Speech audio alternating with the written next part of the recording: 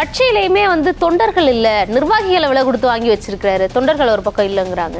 அம்மா அவர்கள் மறைந்த போதே திரு எடப்பாடி பழனிசாமி அவர்கள் தான் முதல் தேர்வாக இருந்தார்.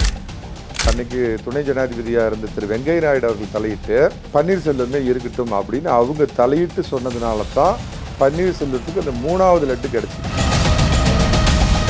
ஒரே ஒரு கிளை செயலாளர் யாராவது இந்த பக்கம் இருந்து திமுகவுக்கு போனாங்களா? அன்வர் ராஜா யாரு? டெல்லியும் அதிமுக போக்குவரத்துமா பாஜக இருக்கிறது, அது ஒரு பக்கம் பேசு பொருளா மாறிக்கிட்டே இருக்கு. பொங்கலுக்கு அப்புறம் தமிழ்நாட்டில் திமுக கூட்டணியில் தீபாவளி பட்டாசு வெடிக்கும். பழனிசாமி புரட்சித் தலைவர் அல்ல, பழனிசாமி புரட்சித் தலைவி அல்ல. அவர் வந்து அன்றாயர் போட்ட கோமணம் கட்டின சாதாரண விவசாயி. இந்த பிறவியில் பன்னீர்செல்வம் அதிமுகவில் சேர்த்து கொள்ளப்பட மாட்டார். சரி, இல்லை ஒன்றுமே இல்லாமலா ஓபிஎஸ் அவர்களை இப்போ வரைக்கும் அமித்ஷா வரவழைச்சு பேசுகிறாரு. என்னம்மா எங்கே போனாலும் லாக் அடிச்சிங்களா தம்பி? இதுக்கு என்னப்பா சொல்லலாம் பதில்? ஒவ்வொரு முறையும் திரு அமித்ஷா அவர்கள் வர்றப்ப எந்த ஹோட்டலில் பார்த்தாங்க இருக்காருன்னு பாய் தலைவாணியோட போய் படுக்கிறதுக்கு அவர் என்ன பன்னீர்செல்வமா? குல எதிரி மு.க. ஸ்டாலினை போய் பார்த்து அரசியலில் நிரந்தர நண்பனும் இல்லை எதிரியும் இல்லைன்னு பெரிய தத்துவம்லாம் பேசுகிறேன். அந்த அதிமுகவின் குல துரோகி ஒருபோதும் பழனிசாமி இருக்கும் வரை இந்த கட்சியில் இடம் கிடையாது. அண்ணாமலைக்கு பிறகாக இங்கே நைனா நாகேந்திரன் தமிழ்நாடு தலைவராக போட்டாச்சு. ஆனால் இப்போ வரைக்கும் அண்ணாமலை டெல்லி போயிட்டு வராரு ஓபிஎஸ்ஆருக்கு பிறகாக. அதுக்கப்புறம் ஓபிஎஸ் சந்திக்கிறாரு, டிடிவி தினகரன் சந்திக்கிறாரு, மீண்டும் அண்ணாமலை அங்கே போயிட்டு வராரு. நைனா நாகேந்திரனை வச்சு ஒரு மூவும் அண்ணாமலையை வச்சு ஒரு மூவுன்னு 2 ஆட்டம் ஆடுறாங்களா? நீ தூண்டி விட்டு தான் அவங்க 2 பேர் வெளியே போனாங்க. போய் ஒழுங்கு மரியாதையாக அவங்ககிட்ட பேசி 2 பேர்த்தையும் கூட்டிகிட்டு வாப்போ அப்படின்னு அவர் அனுப்பிச்சுட்ருக்கார். திருடங்கையிலேயே சாவி கொடுக்குறதுப்பாங்க பார்த்தீங்களா? அதுக்கு தான் அண்ணாமலை இது பண்ணியிருக்காங்க. தனக்கு பதவி இல்லைன்னொன்னே எந்த கட்சியின் மூலமாக இவ்வளோ பெரிய உயரத்தையும் புகழையும் அடைந்தாரோ அந்த கட்சியவே குழப்பத்தை ஏற்படுத்தி அந்த கட்சியில் சில சிக்கல்களை அண்ணாமலை ஏற்படுத்துகிறார் அப்படின்னு தெரிஞ்சுக்கிட்டோம். இந்த எதுக்கு எடுத்தாலும் மொழி உணர்வு, இன உணர்வு, ஆணியன் உணர்வுன்னு இப்படியே காலகாலமாக சொல்லி ஒரு 50-60 ஆண்டு காலமாக இந்த தமிழ்நாட்டை நாசம் பண்ணனா இந்த திராவிடங்கிற பேரில் அடிச்சுட்டு இருக்கிற திருட்டு கும்பலை இந்த தடவை முடிவு பண்ணணும்னு முடிவு பண்ணிட்டார் அமித்ஷா.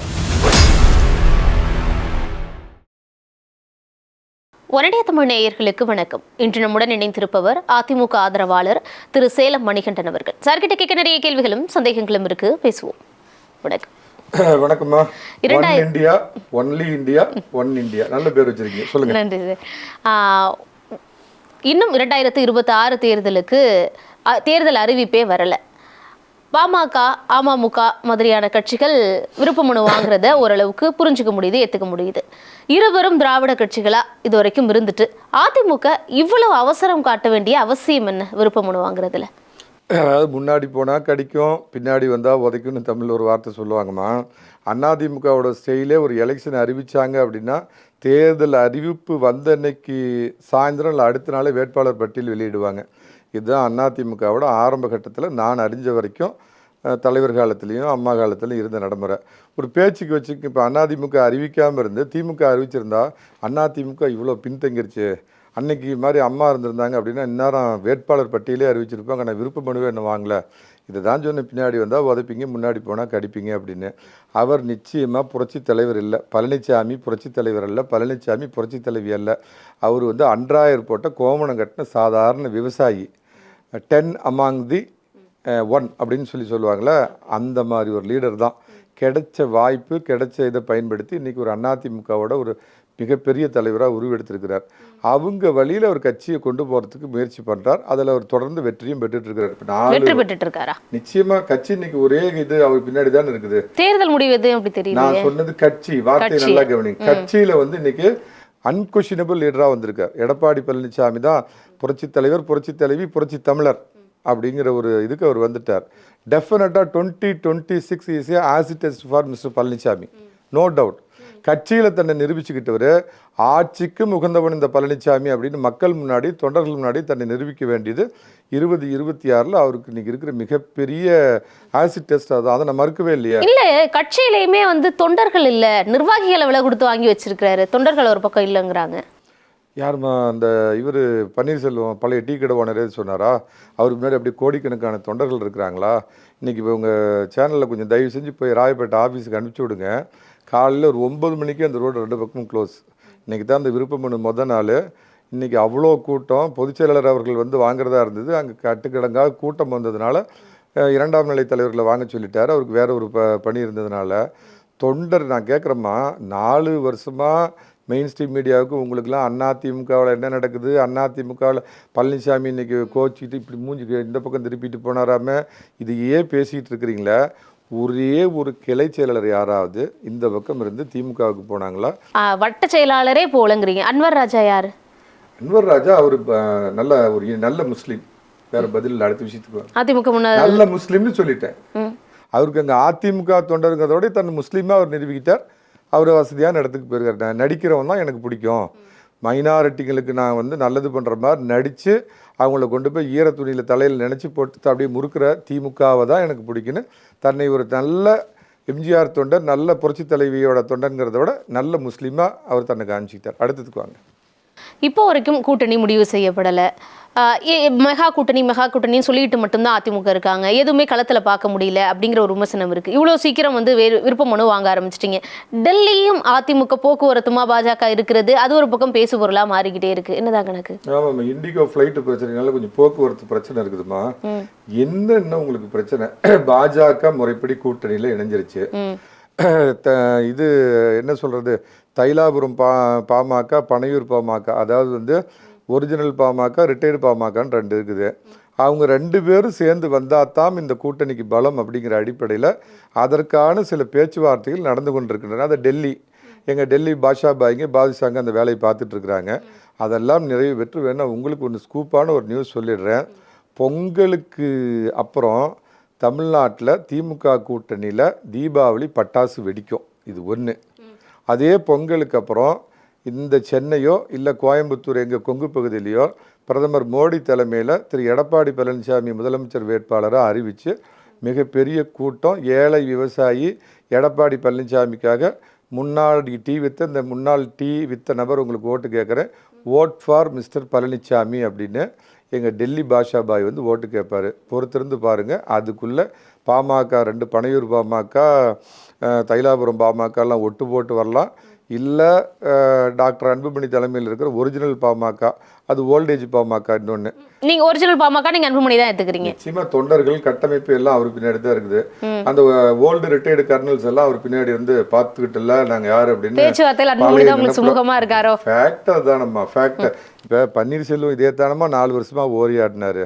என் முன்னாடி தொண்டர்கள் இருக்கிறாங்க, ஒட்டுமொத்த தொண்டர்கள், ஒன்னே முக்கால் ஆளுங்க கூட அவர் பின்னாடி இல்லை. அதனால தானம்மா இவர் பின்னாடி ஒரு தொண்டர்கள் இருந்தால் அவருக்கு இந்த நிலைமை ஏற்பட்டிருக்குமா? நான் கேட்குறது ஒரு பொதுக்குழுவில் ஒரு 300 பேர் அவர் பின்னாடி இருந்திருந்தால் அன்றைக்கி அவர் எடப்பாடி பழனிசாமி பெரிய அளவில் சேலஞ்சு பண்ணியிருக்கலாம். அவர் திரு செங்கோட்டையன் இவங்கெல்லாம் என்ன அப்படின்னு பார்த்தீங்கன்னா பில்லியன் ரைடர்ஸ். சைக்கிளில் பழனிசாமி மாதிரி ஒரு ஆளுங்க கஷ்டப்பட்டு பெடல் போட்டு ஓட்டுவாங்க, பின்னாடி உட்காந்துட்டு இவங்க மிச்சர் இல்லை ஐஸ்கிரீம் ஏதாவது சாப்பிட்டுக்கிட்டு வருவாங்க. சரி, இல்லை ஒன்றுமே இல்லாமலா ஓபிஎஸ் அவர்களை இப்போ வரைக்கும் அமித்ஷா வரவழைச்சு பேசுகிறாரு? காரணம் நம்பி போனார்ல, அவங்கள ஆரம்பத்துலேருந்து நம்பி போனார். பாஜக தலைவர்களோட ஒரு இணக்கமான நட்பு வச்சுருக்கிறாரு. அந்த அடிப்படையில் ஒரு முன்னாள் முதலமைச்சர் அப்படி அவர் வந்து ஒரு எஸ் மேன்மா. நல்லா ஒன்று புரிஞ்சுக்குங்க. அந்த உங்களுக்கு நீங்கள் சின்ன வயசு கிரிக்கெட் டெஸ்ட் மேட்ச் பற்றி உங்களுக்கு தெரியாது. அந்த காலத்தில் டெஸ்ட் மேட்ச்சில் நைட் வாட்ச்மேன் ஒன்று சொல்லுவாங்க. அதாவது இந்தியா பேட் பண்ணிகிட்டு இருக்கோம், அந்த ஒரு 3 மணிக்கு மேலே என்ன ஆகுதுன்னா, போய் இதை அடிக்காதப்பா, விக்கெட்டுக்கு மேலே விழுந்துடக்கூடாது, ஏற்கனவே நம்மளுக்கு 5 விக்கெட் விழுந்துருச்சு, விக்கெட் விழுவாமல் போய் கட்டையை வச்சு ஆடு அப்படிங்கிறதுக்கு பேர் தான் நைட் வாட்ச்மேன். நாளைக்கு காலையில் வந்து ஃப்ரெஷ் புதுபந்தில் விளையாடுறப்ப பார்த்துக்கலாம் அப்படிங்கிறப்ப அவங்க தே ஆர் கால்டு நைட் வாட்ச்மேன்ஸ்னு சொல்லுவாங்க. அந்த மாதிரி 2 முறை அம்மா அவர்களுக்கு ஒரு சூழ்நிலை ஏற்பட்ட போது பதவி விட்டு இறங்குற காலத்தில் ஒரு நைட் வாட்ச்மேனாக அமர்த்தப்பட்டவர் திரு பன்னீர்செல்வம். 3வது முறை அம்மா மறைஞ்சதுக்கு அப்புறமும் நான் இன்றைக்கி ஒரு இதை சொல்கிறேன். வேணா நானே அரசியல் ஞானி, டெல்லியும் எனக்கு தெரியும், அறிவாலயமும் தெரியும், அண்ணாமலைக்கும் நான் வால் பிடிப்பேன்னு ஒரு வினோதமான ஸ்டாண்ட் எடுத்து, ஒரு முக்கோண ஸ்டாண்ட் எடுத்துகிட்டு ஒருத்தர் பேசிகிட்டு இருக்காருல்ல, அவர்கிட்ட இந்த ரகசியம்லாம் கேட்டு பாருங்கள். அம்மா அவர்கள் மறைந்த போதே திரு எடப்பாடி பழனிசாமி அவர்கள் தான் முதல் தேர்வாக இருந்தார். ஆனால் திரு வெங்கைய நாயுடு அவர்கள், அன்னைக்கு துணை ஜனாதிபதியாக இருந்த திரு வெங்கைய நாயுடு அவர்கள் தலையிட்டு வேண்டாம் பன்னீர்செல்வமே இருக்கட்டும் அப்படின்னு அவங்க தலையிட்டு சொன்னதுனால தான் பன்னீர்செல்வத்துக்கு அந்த 3வது லட்டு கிடைச்சிது. இல்லைன்னா அப்பயே திரு பழனிசாமி அவர்கள் தேர்ந்தெடுக்கப்பட்டார். செங்கோட்டையன் என் பேர் இருந்ததுன்றாரு. நான் எதை சொல்றேன்னு புரிஞ்சுங்க. அம்மா மறைந்த அன்று பார்த்தீங்கன்னா நான் ஆனஸ்டா சொல்றேன், சசிகலாவும் எனக்கு முன்மொழிஞ்சாங்க. எடப்பாடி திரு எடப்பாடி பழனிசாமி பேரை தான் முன்மொழிஞ்சாங்க. அவர் தான் முதலமைச்சரா பதவியேற்கிறதா இருந்தது. திரு வெங்கைய நாயுடு அவர்கள் தலையிட்டு, ஏன்னா நான் பாஜகவில் ஒரு 22 ஆண்டுகள் நான் பயணித்தவன். நான் எனக்கு ஆர்எஸ்எஸ்ல எல்லாருமே பழக்கம், பிஜேபியில் பழக்கம், அறிவாலயத்தில் கிச்சன் வரைக்கும் போவேன். அண்ணாமலைக்கு நான் தான் இங்கெல்லாம் எழுதி கொடுப்பேன் அப்படின்லாம் பேசுகிறவன் இல்லை. என்னை பற்றி என்னுடைய இது தெரிஞ்சவங்களுக்கு தெரியும்.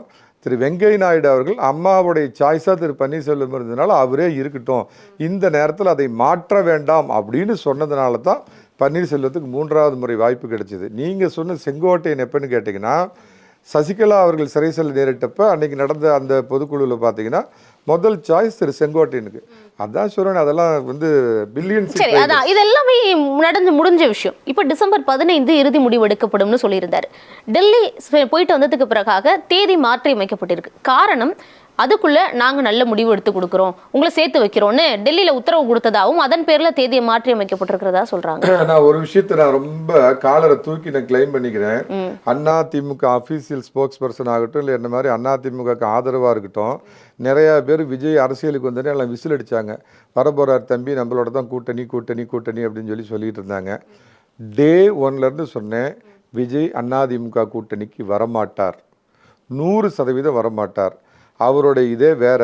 எப்படி திரு அண்ணாமலை அவர்கள் பாஜக தலைவராக இருந்த வரைக்கும் அதிமுகவை அழிக்கணும், பழனிசாமியை ஒழிக்கணும், அதுதான் நம்மளுடைய அரசியல் வளர்ச்சின்னு நினச்சி 2024 கூட்டணியை ஒழிச்சாரோ, அதே கொள்கையுடைய 2வது இடத்துல இருக்கிற ஸ்ட்ராங்கான கட்சி அதிமுகவை இந்த தேர்தலில் நாம் வீழ்த்தினோம்னா 2031 உதயா நாம்பளான்னு பார்த்துக்கலாங்கிறது தான் திரு விஜயோட கணக்கு. வெளியே சொல்கிறாங்க பாஜக இருக்கிறதுனால வரமாட்டார்னு, அதுவும் போய் பாஜக இல்லைனாலும் விஜய் அதிமுக கூட்டணிக்கு வரமாட்டார் அப்படிங்கிறப்ப அதிமுக காரங்கள் நிறைய பேர் என்கிட்ட வருத்தப்பட்டாங்க. இது என்ன நீங்கள் ஒரு நல்ல ஆதரவாக பழம் கனிந்து பால் சொல்கிற வார்த்தையே தப்பியா, இந்த டைலாக் தான் ஒருத்தர் சொன்னார், பழம் கனிந்து பாலில் விழப்போகுதுன்னு உழுவல, அந்த மாதிரி எந்த காலத்துலேயும் வராது. முதல்ல உங்கள் பலத்தை புரிஞ்சுக்குங்க.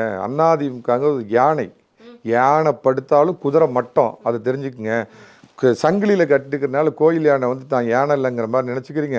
இன்றைக்கி இருக்கிற அதிமுக, பாஜக, பனையூர் பாமக, இந்த கூட்டணி, மற்றவங்க மரியாதைக்குரிய ஜி.கே. வாசன், கிருஷ்ணசாமி, இந்த கூட்டணியே 140 150 இடத்துல ஜெயிக்குங்கிறப்ப நீங்கள் எதுக்காக அவர் ஜோசப் விஜய் அந்த பனையூர் பங்கு தந்தை வருவார்னு எதிர்பார்க்குறீங்க அப்படின்னு அவங்ககிட்ட சொன்னேன். இன்றளவும் நான் சொன்னது தான் நடந்துட்டு இருக்குது. நான் சொன்னது நம்பர் 1. அதே மாதிரி இந்த பிரச்சனைலாம் ஏற்பட்டு முதல்ல வீரனா கத்தி சுற்றி எல்லாம் பண்ணி high court, supreme court, food court, tennis court, ஐநா கோர்ட்டு, யூனிவர்சல் கோர்ட்டு, அதுக்கு மேலே 3ல் இருக்கிற கோர்ட்டு, இத்தனை கோர்ட்டுக்கும் போய் முட்டி முழங்கால்லாம் தேஞ்சு அப்புறம் ரகசியமாக சைடில் பன்னீர்செல்வம் சமாதான கொடி விட்டப்பயே நான் எல்லா மீடியாவிலையும் சொன்னேன், இந்த பிறவியில் பன்னீர்செல்வம் அதிமுகவில் சேர்த்து கொள்ளப்பட மாட்டார். அடுத்த பிறவியில் mister Panneerselvam please try in your next பிறவின்னு நான் சொன்னேன். இல்ல, அது ஏப்ரல் வரைக்கும் அமித்ஷா அவர்களும் தலையிட மாட்டோம் அப்படின்னு சொல்லி எல்லாம் இப்ப உறுதி கொடுத்திருக்கிறதா சொல்றாங்களே. டெல்லியில அப்ப என்ன நடந்தது? அப்போ என்னமா உங்ககிட்ட சொன்னாரா அமித்ஷா? இல்ல உங்ககிட்ட சொன்னாரா? இல்ல அப்ப நீங்க சொல்லுங்க, டெல்லியில என்ன உங்களுக்கு டெல்லியில சோர்ஸ் இருக்குங்கிறது தெரியும். டெல்லியில என்ன பேசினாங்க? கழுகார், புழுகாரு, இந்த ஆந்தையாரு, போந்தையாருன்னு ஏதாவது உங்களுக்கு ஏதாவது தகவல் சொன்னாங்களா? இல்ல அமித்ஷா என்ன பக்கத்துல கூப்பிட்டு அமித்ஷாஜி என்ன உட்கார வச்சுட்டு வாங்க மணிக்கு நாய பைட்டிய தேதி மாற்றத்துக்கு காரணம் என்ன? அப்புறம் அவருக்கு இன்னைக்கு அரசியல் பிழைப்பிடம் தேவை. அவர் அட்லீஸ்ட் குறைஞ்சபட்சம் தினகரன் மாதிரியாவது ஒரு கட்டமைப்பு உள்ள தலைவர் அல்ல. நான் எப்படி சொல்லணும், பில்லியன்ஸ் சீட் ரைடர்ஸ் அவரு. இல்ல குழு கழகமா மாத்தி இருக்காரு. இப்போ கழகமா மாத்தினா உரிமை தொண்டர்கள் உரிமை மீட்புனா அதிமுக தொண்டரை மீட்கிறேன்னு சொல்லிட்டு அதே கூட்டணியில இருந்து கூட்டணி வச்சுட்டா என்ன மறுமலர்ச்சி திராவிட முன்னேற்ற கழகம்னு பேர் வச்சுக்கிட்டு துண்டெல்லாம் இழுத்து ஒருத்தர் பேசி அன்னைக்கு அவரை நம்பி 18 பேர் எல்லாம் தீக்குளிச்சு செத்தானே. போய் இப்போ நீங்க மான மரியாதை அத்தனையும் விட்டுட்டு மன்னிப்புகள் கனிமொழியிடம் மன்னிப்புகள் அப்படின்னு நிற்கிறார். அந்த நிலைமையில் இருக்கிறார் பன்னீர்செல்வம். பழனிசாமி அந்த நிலைமையில் இல்லை. தொண்டர் எந்த தொண்டரை மீட்க போறோம்? அதிமுக தொண்டரை உரிமை மீட்புன்னு வச்சுக்கிட்டு அதிமுகவோட எப்படி கூட்டணி வச்சுக்க முடியும்? பேரை மாத்த சொல்லுங்க, ஒரு மறு வச்சுக்க சொல்லுங்க, வச்சுட்டா ஏத்துக்கிறீங்களா? பழைய பேரை வச்சுக்க சொல்லுங்க, பேச்சு முத்துன்னு. அப்ப தேசிய ஜனநாயக கூட்டணி இடம் கிடைக்கும். அதிமுகவுல இந்த பிறவியில் அம்மாவுடைய அலுவலகத்தை அடித்து உதைத்து அம்மாவுக்கு அந்த சேரை எட்டி உதைச்சு கட்சி சின்னத்தை 2 முறை முடக்கி இத்தனை துரோகங்களை திமுகவோட கை கோர்த்துக்கிட்டு புதர்ல போய் மண்டிக்கிட்டு திடீர்னு தேசிய கூட்டணியில சேர்த்துக்கிறீங்க அப்படிதான். புதர்ல போய் மண்டிக்கிட்டு திடீர்னு எந்திரிச்சு போய் 3 தடவை நம்ம குலை எதிரி மு.க. ஸ்டாலினை போய் பார்த்து அரசியலில் நிரந்தர நண்பனும் இல்லை எதிரியும் இல்லைன்னு பெரிய தத்துவம்லாம் பேசுறேன். அந்த அதிமுகவின் குல துரோகி ஒருபோதும் பழனிசாமி இருக்கும் வரை இந்த கட்சியில் இடம் கிடையாது. என்டிஏ கூட்டணியில ஏத்துக்கலாம், அது வாய்ப்பு இருக்குது, எனக்கு அறிஞ்ச வரைக்கும் வாய்ப்பு இருக்குது. பேர் எப்படி மிஸ்டர் பன்னீர்செல்வம், நீ பழைய பன்னீர்செல்வம் ஆயிட்டு வரணும் அப்படிங்கிற மாதிரி அந்த பேரை மாத்தணும். ஓகே. அண்ணாமலைக்கு பிறகாக இங்கே நயினா நாகேந்திரன் தமிழ்நாடு தலைவராக போட்டாச்சு. ஆனால் இப்போ வரைக்கும் அண்ணாமலை டெல்லி போயிட்டு வராரு ஓபிஎஸ்ஆருக்கு பிறகாக. அதுக்கப்புறம் ஓபிஎஸ் சந்திக்கிறாரு, டிடிவி தினகரன் சந்திக்கிறாரு, மீண்டும் அண்ணாமலை அங்கே போயிட்டு வராரு. நயினா நாகேந்திரனை வச்சு ஒரு மூவும் அண்ணாமலையை வச்சு ஒரு மூணு 2 ஆட்டம் ஆடுறாங்களா டெல்லி பாஜக? இப்படிதான் நீங்க இப்படிதான் திசை திருப்புவீங்க. அண்ணாமலை பிஜேபின்னு ஒரு அனுகூல சத்துருன்னு ஆரம்பத்தில் தான் நான் சொன்னேன். அவர் முதல்ல அரசியலுக்கு வந்தப்போ ஒரு 4 ஆண்டுகளுக்கு முன்னாடி அவருக்கு பெரிய வாழ்த்துப்பா நான் ஒரு தொலைக்காட்சியில் சொன்னேன், மிகச்சிறந்த ஐபிஎஸ் ஆஃபீஸர். ஆனால் அப்பயே சொன்னேன் கொஞ்சம் வாய் நீளம் நிறையா ப்ரெஸ்லலாம் பேசிகிட்டு இருக்கிறார் அப்படின்னு. 2 ஆண்டுகள்லேயே அவர் இந்த போக்கில் தான் போகிறாருன்னு தெரிஞ்சுக்கிட்டு அண்ணாமலை வந்து ஒரு அனுகூல சத்துரு பாஜகவிற்கு, இவருக்கு பெரிய விலை கொடுக்க போகுது பிஜேபின்னு நான் சொன்னேன். இன்றைக்கி அந்த நிலைமை தான், தனக்கு பதவி இல்லைன்னொன்னே எந்த கட்சியின் மூலமாக இவ்வளோ பெரிய உயரத்தையும் புகழையும் அடைந்தாரோ அந்த கட்சியவே குழப்பத்தை ஏற்படுத்தி அந்த கட்சியில் சில சிக்கல்களை அண்ணாமலை ஏற்படுத்துகிறார் அப்படின்னு தெரிஞ்சுக்கிட்டோம். ஏதோ சொல்லிக்கிட்ட அளவுக்கு ஐபிஎஸ்ஸாக இருந்தப்போ மிக மிக மிக நேர்மையாளர், அதில் சந்தேகமே இல்லை. ஆனால் அரசியல்வாதி ஆனதுக்கப்புறம் என்னையும் அரசியல் பண்ண வச்சிங்களடா அப்படிங்கிற அளவுக்கு மிக சாதாரண மலினமான அரசியல்வாதி இவர்னு டெல்லி புரிஞ்சுக்கிட்டு இப்போ எதுக்கு கூப்பிட்டுருக்குதுன்னா, நீ தூண்டி விட்டு தான் அவங்க 2 பேர் வெளியே போனாங்க, போய் ஒழுங்கு மரியாதையாக அவங்ககிட்ட பேசி 2 பேர்த்தையும் கூட்டிகிட்டு வாப்போ அப்படின்னு அவர் அனுப்பிச்சி விட்டுருக்கார். திருடங்கையிலேயே சாவி கொடுக்குறதும்பாங்க பார்த்தீங்களா, அதுக்கு தான் அண்ணாமலை இது பண்ணியிருக்காங்க. நான் ஆரம்பத்திலே சொன்னேன், பிஜேபியின் சித்தாந்தம் தெரியாது, அவங்க எத்தனை சர்வபரி தியாகங்கள் பண்ணாங்க எதுவுமே தெரியாது. பண்டிட் தீனதயாள் உபாத்யாயா யாருன்னு இவருக்கு தெரியுமா, ஷியாம் பிரசாத் முகர்ஜி தெரியுமா, சதா வச்சலே மாத்ருபூமே சுகந்தேங்கிற ஆர்எஸ்எஸ் தேசபக்தி பாடல் அவருக்கு தெரியுமா, டிகே சிவகுமாருக்கு தெரியும், காங்கிரஸ்காரருக்கு, அவர் அருமையாக சட்டசபையிலேயே பாடினார். எதுவுமே தெரியாமல் அண்ணாமலை ரஜினிகாந்துக்காக தயாரிக்கப்பட்ட அந்த அண்ணாமலை, அந்த ரஜினிகாந்துங்கிற அண்ணாமலையோட சைக்கிள் ஸ்டார்ட் ஆகலன்னு வலுக்கட்டாயமாக பாஜகவில் இறங்கிய நபர். அவர் மட்டும் அந்த மத்திய தலைமைக்கு சொல்படி கேட்டு நடந்திருந்தார்னா, என்னுடைய அனுமானம் ஒரு பழைய பாஜக காரனா சொல்கிறேன், ஒரு 10 ஆண்டுகளில் அமித்ஷா தொடக்கூடிய இடத்தை தொற்றிருப்பார். இப்போ வந்து அண்ணாமலையை கூப்பிட்டு இருக்கிறது அமித்ஷா தானே, ஒருத்தர் கையில சாவி கொடுத்து போய் நீ தானே திறந்து விட்ட கூட்டிட்டு வந்து அடன் கொடுத்துருக்காங்கம்மா, அந்த ஒருத்தருக்கு இடத்த வேணா கண்ணியமா டேஸ்ன்னு விட்டுறமா சொல்லுங்கம்மா, மீண்டும் அவங்களதான் கூட்டிட்டு வரணும் தான் அவர் கொடுத்த அசைன்மெண்ட். யாரால வெளியேற்றப்பட்டாரோ முழுக்க தேசிய ஜனநாயக கூட்டணியில. நான் ஒண்ணு கேக்குறேன், டிடிவி சொன்னது நயினார் அவர்களை தானே சொன்னாரு, மறந்து போயிட்டேன். தேசிய ஜனநாயக கூட்டணி வந்து கிட்டத்தட்ட உங்களுக்கு 5-6 மாதத்துக்கு முன்னாடி அமைஞ்சது. திரு மரியாதைக்குரிய அமித்ஷா அவர்கள் முன்னாடி 2 பேரும் வந்து சென்னையில் அறிவிச்சாங்க. அதற்கு அப்புறம் நடந்த ஒரு ப்ரெஸ் மீட்டில் திரு தினகரன் என்ன சொன்னார் அப்படின்னா, அதிமுக கேட்டுக்கொண்டால் அவர்களுடைய தொகுதியில் கூட நாங்கள் போய் பிரச்சாரம் பண்ணுவோம்னு சொன்னாரா, கேட்டிங்களா இல்லையா? அதுக்கப்புறம் இந்த சகுனி அண்ணாமலை போய் தூண்டி விட்டதுக்கு அப்புறம் தான் என்ன பண்ணுறாரு, அடுத்த ஒரு தேசிய கட்சியில் போட்டிருக்கிற மாநில தலைவர் நயினார் நாகேந்திரன் சரியில்லை, அண்ணாமலை பரவாயில்லன்னு சொன்னால் இதை நீங்கள் எந்த கணக்கில் எடுத்துக்குங்க. ஸோ அண்ணாமலையோட வேலை அங்கே ஆரம்பம்.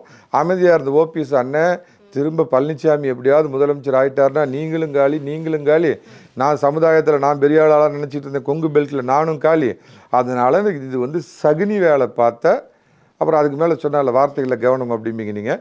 அண்ணாமலை தான் காரணம்.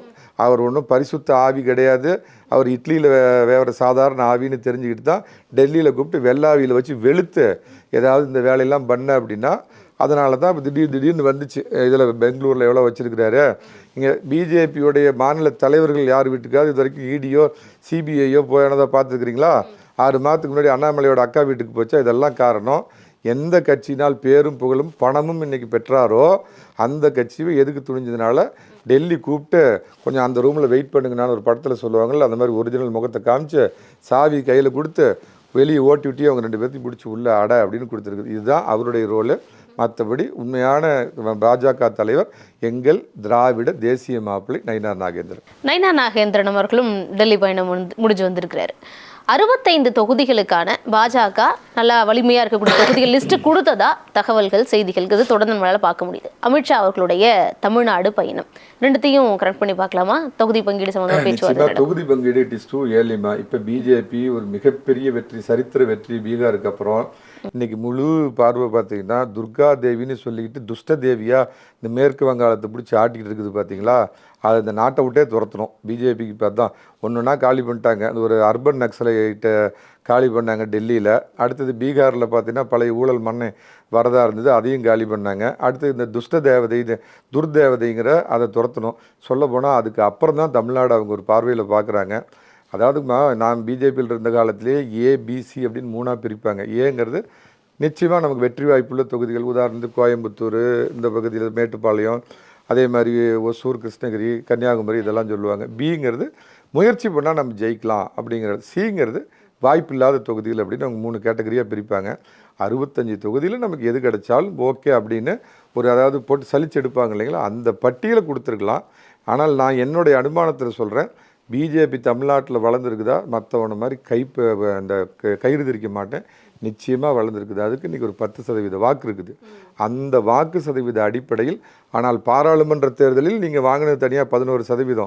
இப்போ நடப்பது 7.5 இல்லாத 4.5 ஆண்டு நல்லாட்சி கொடுத்த சாமி பழனிசாமி வேண்டுமா, திராவிட மாடல் என்ற பெயரில் திராவிட மாடல் ஆட்சி கொடுத்த ஜோசப் ஸ்டாலின் என்ற சர்வாதிகாரி வேணுமா? சர்வாதிகாரின்னு சொன்னார், ஒரு சர்வாதிகாரமும் இல்லை. இதுதான் இப்போ நடக்கிறதுங்கிறப்ப பிஜேபிக்கு ஒரு எப்படி பார்த்தீங்கன்னா 7 முதல் 8% ஓட்டு இருக்குது. அதற்கு ஏற்ற தொகுதி இப்போ கடந்த முறை 21 கொடுத்தாங்களா அவங்களுக்கு, 30க்குள்ளே திரு எடப்பாடி பழனிசாமி கொடுப்பார் அப்படிங்கிறது என்னுடைய 30 தாண்டாது. அவங்க 50ங்கிறாங்களே, 65லேருந்து 50 வரைக்கும் தான் நெருங்க வர முடியும். கேட்டு பாருங்க, 70 கேட்பார் அவரு. இந்த 10 கோடி தகர டப்பா 15 கோடி தகர டப்பா கேட்டு பாருங்க. அங்க நிறைய பேர் இருக்காங்க, சண்டை வரும். இங்கே அந்த அளவுக்கு இல்லைல்ல. அதை நான் சொல்லல. நீங்க ஒண்ணு இவரை கேட்டு பாருங்க, அந்த கவுண்டர் கட்சி ஒண்ணு வச்சிருக்கிற கோமா தேக்காவா தாக்கா மாக்கா இன்னும் பேர் வச்சிருப்பாரு, ஈஸ்வரனா, குங்குநாடு மக்கள் தேசியம். ஆமா, அவரு பாருங்க ஒரு 10 தொகுதி லிஸ்ட் கொண்டு போய் கொடுப்பாரு. ஆசை இருக்குது தாசில்தார் ஆகிறதுக்கு. நான் பிஜேபி இருக்காக குறைச்சி சொல்ல, கேட்குறப்பயே இல்லைங்க நான் பழனிசாமினா எங்களுக்கு ஒரு 10 தொகுதி போதுங்கண்ணா அப்படின்னு நிறைய கேட்பாங்களா? கேட்கறது அதிகமா கேட்பாங்க. அதனாலதான் 65 கேட்கிறோம். 50ல வந்து இப்ப 45லேருந்து 50 வந்து குறையாதுங்கிற மாதிரி தகவல் வருது. அந்த மாதிரி எல்லாம் நீங்க எவ்வளவு கொடுப்பாங்க நீங்க சொல்லுங்க. 30 இப்பயே கொம்பு சீவிட்டு ஏதாவது நடக்கக்கூடாது நல்லது நடக்காதான்னு நீங்க எதிர்பார்க்குறீங்க. நல்லது நடக்கும் உறுதியா. திரு எடப்பாடி பழனிசாமி பிஜேபியோட உயரம் அறிந்து, பிஜேபியோட வாக்கு வங்கி எவ்வளோன்னு தெரிஞ்சு, அவங்க தலைவர்கள் ஒப்புதலோட அவங்களுக்கு விரும்பின தொகுதியை கொடுப்பார். என்னுடைய தனிப்பட்ட அனுமானம் அப்படின்னு பார்த்தீங்கன்னா ஒரு 30 தொகுதிகள் பிஜேபிக்கு தனிப்பட்ட முறையில் கொடுப்பார். அதிமுகவோட 26 தேர்தலில் பாஜக ரொம்ப தீவிரம் காட்டுது. அவங்க ஃபர்ஸ்ட் பைஜெயின் பாண்டா வந்து இறக்கியிருந்தாங்க. இப்போ பியூஷ் கோயல்னு 3 அமைச்சர்கள், பொறுப்பாளர் மற்றும் இணை பொறுப்பாளர்னு நியமிச்சிருக்காங்க. முக்கிய தலைமைகள் எல்லாம் தமிழ்நாடு வரதை பார்க்குறப்போ நீங்க சொல்ற மாதிரி மேற்கு வங்கத்துக்கு அப்புறம் இல்லை பிள்ளை மொதல் ஸ்கெட்சே தமிழ்நாடு மாதிரி தெரியுது. ஏன் இவ்வளவு தீவிரம் தமிழ்நாட்டு மேல?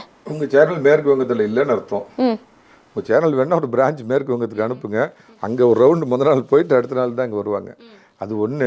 ரெண்டாவது, இந்த திராவிட மாடல் கூட்டு குடும்பம் கொள்ளையடிக்கிற இந்த எதுக்கு எடுத்தாலும் மொழி உணர்வு, இன உணர்வு, ஆணியன் உணர்வுன்னு இப்படியே காலகாலமாக சொல்லி ஏமாற்றி தமிழா இன உணர்வுகள் சோற்றால் அடித்த பிண்டமே வடக்கு வாழுது தெற்கு தேயுது, ஹிந்தி ஒழிக தமிழ் வாழ்க, ஆனால் வயிற்று பொழப்புக்கு நாங்கள் நடத்துகிற ஸ்கூல்லெல்லாம் மும்மொழி கொள்கை வச்சுக்குவோம் இப்படின்னே சொல்லி ஒரு 50-60 ஆண்டு காலமாக இந்த தமிழ்நாட்டை நாசம் பண்ண இந்த திராவிடங்கிற பேரில் அடிச்சுட்டு இருக்கிற திருட்டு கும்பலை இந்த தடவை முடிவு பண்ணணும்னு முடிவு பண்ணிட்டார் அமித்ஷா. அதற்கு மிகச்சரியான நபர் நம்ம பழனிசாமியோடு சேர்ந்தா தான் இவங்களுக்கு பிடிச்ச அரபிக்கடல். ஏன்னா இந்துமா கடல் திமுகவுக்கு பிடிக்காது, அதனால தான் அரபிக்கடலை சொல்கிறேன். அரபிக்கடலில் இவங்களை ஜலசமாதி பண்ணணும் அப்படின்னு தான் எல்லாரும் வந்துட்டுருக்குறாங்க. 67 எப்படி காங்கிரஸ் கட்சியை திட்டமிட்டு இந்த திமுக ஒரு மிகப்பெரிய நல்ல தேசிய தலைவர்கள், ஊழலுக்கு அப்பாற்பட்ட நல்ல தலைவர்கள் இவங்க இதெல்லாம் திமுகவுக்கு போடுற ஸ்கெட்சா இவங்க எல்லாம் வரது இல்ல, அதிமுக இன்னும் நெருக்கடிக்குள்ளாக்கணுங்கிறதுனால இவ்வளவு பேரை படைய அனுப்புறாங்களா? அடுத்தடுத்து நெருக்கடி என்ன, கொசுக்கடி என்ன, அழுத்தம் என்ன, ரத்த அழுத்தம் என்ன, பிபி என்ன சொல்லுங்க. ஏமா கூட்டணியில இருக்கிறோம், அவங்க இன்னைக்கு மத்தியில சர்வ வல்லமை பொருந்திய பலத்தோட ஏகப்பட்ட மாநிலத்தில் ஆட்சியில் இருக்கிறாங்க.